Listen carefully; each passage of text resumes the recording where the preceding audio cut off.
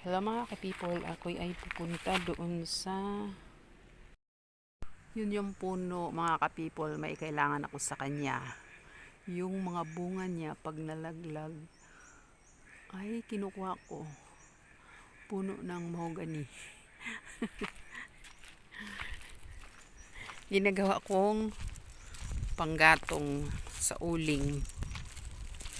Ang dami kasi eh. Natuklasan ko siya mga ka-people. Ito oh. Maano siya. Kusog musiga ba? Yan. Ayan oh. Ayan. Ito naman gawin ko siyang bulaklak.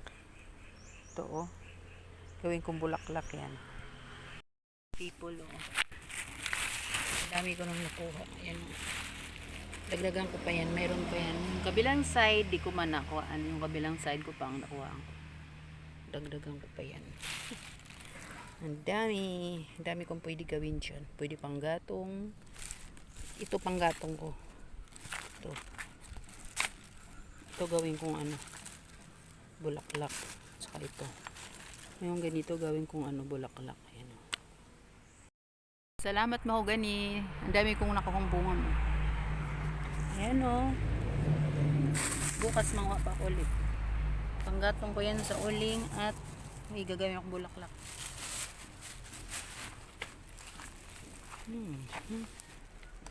Doon pa ako nagmumula doon sa dulo. Dami ditong ano, badyang. Wala namang linis dito eh. Ano yun?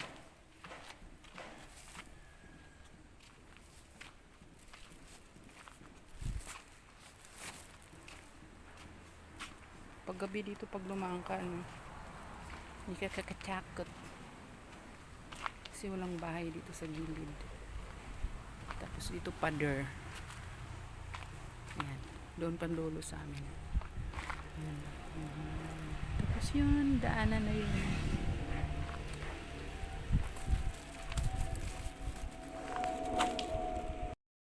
Ayan mga ka-people, yung mga nakuha kong ano, bunga ng mahogany. Ipaghiwalay ko siya. Hiwalay ko itong ano. Ito yung panggatong ko sa uling.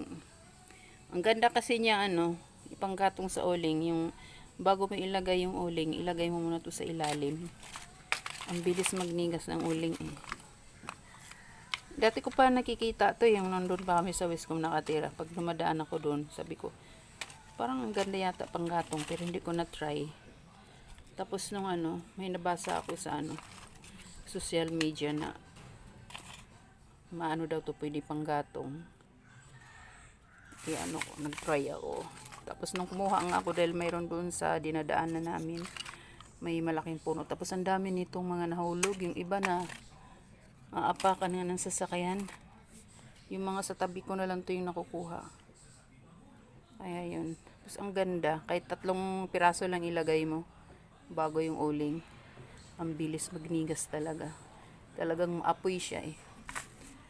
Tapos ito naman, naisipan ko, gawin ko siyang bulaklak. Kasi parang ano eh, tapos ipagdikit ko lang ng ano. Idikit ko lang siya. Lagyan ko lang ng pangdikit. Marami ako dyan.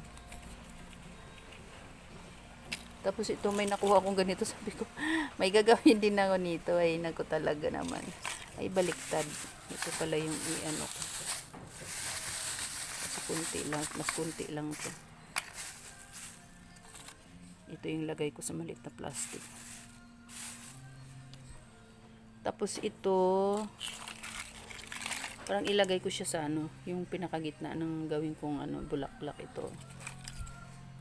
Diba? Basta, may gagawin ako. Ipapakita ko sa inyo pag matapos. Yan mo ko yan.